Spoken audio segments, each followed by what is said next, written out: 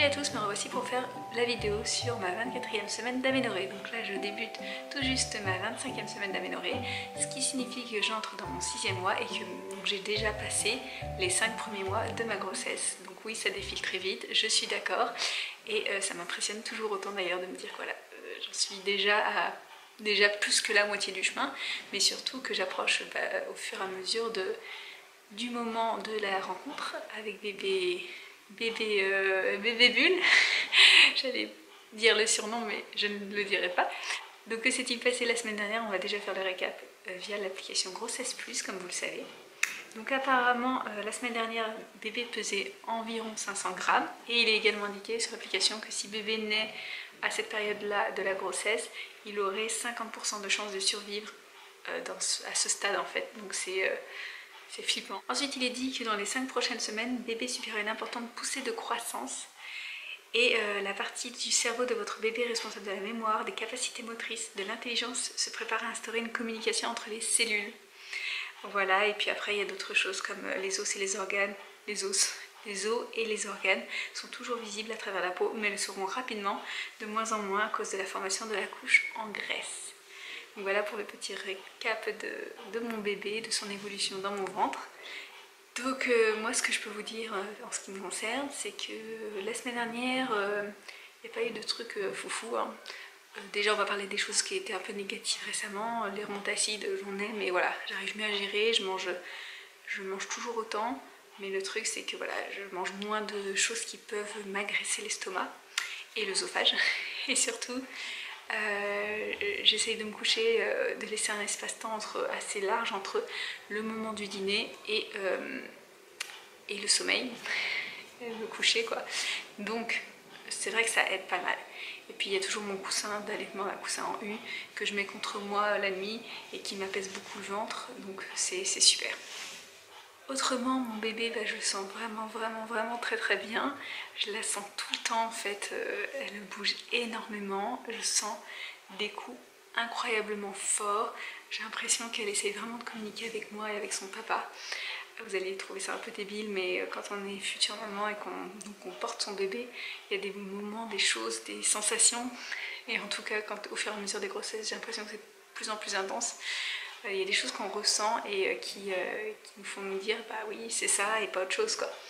Et d'ailleurs en parlant de ça, hier, donc c'est le dernier jour de ma 24e semaine d'aménorrhée, j'ai ressenti quelque chose d'assez fou qui m'était déjà arrivé pour mes 2 précédentes grossesses. Donc j'ai eu une sensation énorme de malaise, mais vraiment un truc énorme, un truc comme jamais ça ne m'arrive en dehors des grossesses, avec un genre de bouffée de chaleur et surtout la sensation que quelque chose est en train de se passer dans mon corps qui est très fort, quelque chose de très fort. Et en fait j'ai tout de suite repéré, en fait dès les premières secondes j'ai repéré que c'était le moment où bébé se retourne. J'ai dû couper la vidéo donc je ne sais plus exactement où j'en étais. Je pense que je disais que j'ai ressenti donc une énorme sensation de malaise qui signifiait en fait que bébé s'était retourné. Ça me l'avait déjà fait pour ma première grossesse, donc ça avait été une sensation assez dingue parce que je me souviens que j'avais même ressenti le mouvement en fait de balancelle en fait.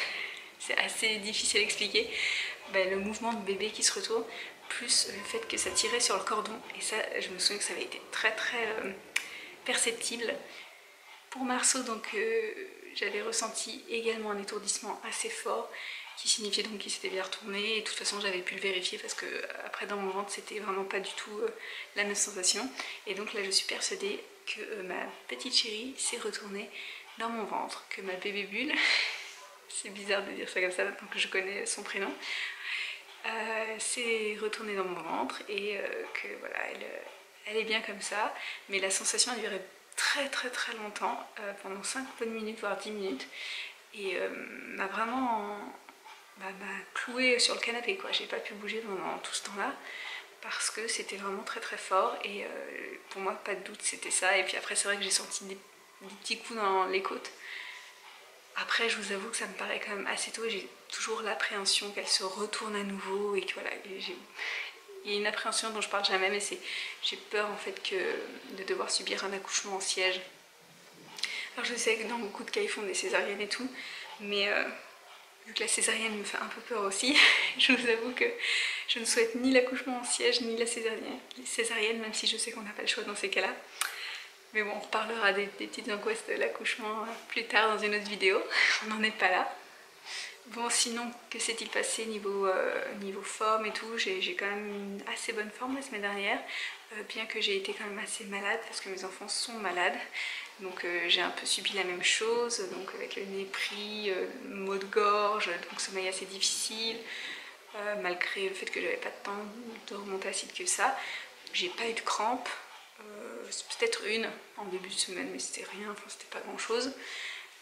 Je vais assez bien. Le moral est là.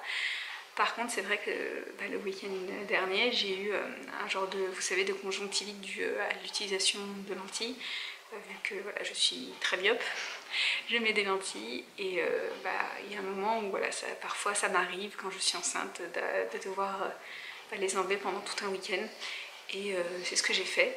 Et du coup, cette conjonctivite était assez désagréable parce que bien sûr, il pleure, il est rouge, il a du mal à s'ouvrir, il fait mal. Enfin voilà, c'était un peu une catastrophe, mais là ça va mieux. Ça se guérit assez vite quand c'est comme ça, c'est vraiment... surtout lié à la grossesse, je pense, c'est bizarre, mais à chaque fois ça me fait ça quand je suis enceinte. Autrement, il n'y a pas vraiment beaucoup de choses à dire. Je vous dis, je sens bien bébé, mon ventre... Ah oui, je prends du poids, je commence à prendre vraiment du poids, je suis contente, ça augmente, ça ne baisse plus. Et ça ne stagne plus, bien sûr. Donc je suis très ravie, très contente parce que c'était un peu mon angoisse, vous le savez. Et mon ventre, je sais pas en fait s'il a pris ou pas du volume parce que j'ai pas vérifié. C'est vrai que ça fait un moment que j'ai pas vérifié le tour de taille, le tour de mon ventre tout simplement. Mais je le trouve quand même assez gros, je vais vous montrer. Donc voilà le bidou qui me semble assez imposant, non? Ça se voit bien. Pour une fois que je pense à vous le montrer. Hein. Donc là je démarre mon 6e mois. La date de la naissance approche. J'ai déjà j'ai fini de trier les vêtements de Marceau, de Jeanne, de 0 à 3 mois.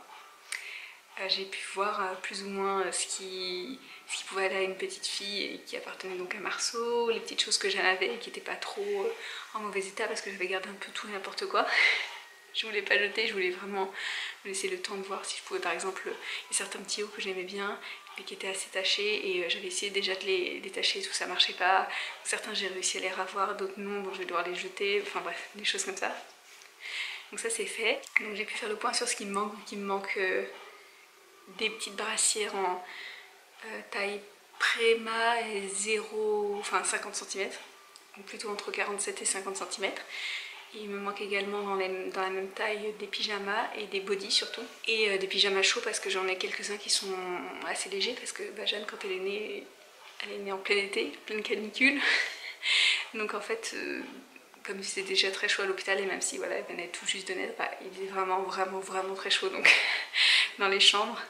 Donc elle n'a pas mis du velours très longtemps quoi. J'ai aussi nettoyé la valisette de maternité que j'ai utilisée pour mes 2 bébés précédents et j'ai commencé à mettre les petites choses dedans. Bah oui, ça arrive. Et il me manque quelques petites choses à commander pour moi-même pour le jour de la naissance. Donc là je suis en train de regarder un petit peu tout ça. Donc ça me rend toute joyeuse, c'est vrai, mais j'ai un peu peur parce que ça arrive très vite. Donc je me dis que si j'accouche au même terme que Marceau, à fin décembre mon bébé est là quoi, donc ça va me faire bizarre. J'espère pas accoucher, honnêtement j'espère pas accoucher trop tôt.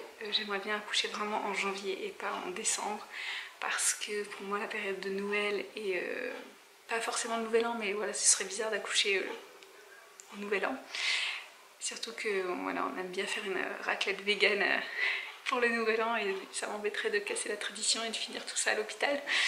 Mais c'est vrai que j'aimerais bien que l'accouchement ait lieu plutôt en janvier, même s'il y a des choses qui m'embêteraient par rapport au fait que ce serait janvier, par exemple niveau scolarité. Voilà, du coup ça fait des bébés qui entrent en petite section à 3 ans et demi bien passés, presque 4 ans, je trouve ça un petit peu vieux. C'est que mon avis. Donc voilà pour ce qu'il en est de mon récap de ma 24e semaine d'aménorrhée. J'arrive pas à croire que j'en sois déjà là, c'est fou, ça passe trop vite. J'espère que tout se passe bien dans vos grossesses et dans vos vies en général. N'hésitez pas à me laisser de vos nouvelles. Je vous fais plein de bisous. Je vous dis à très bientôt, salut!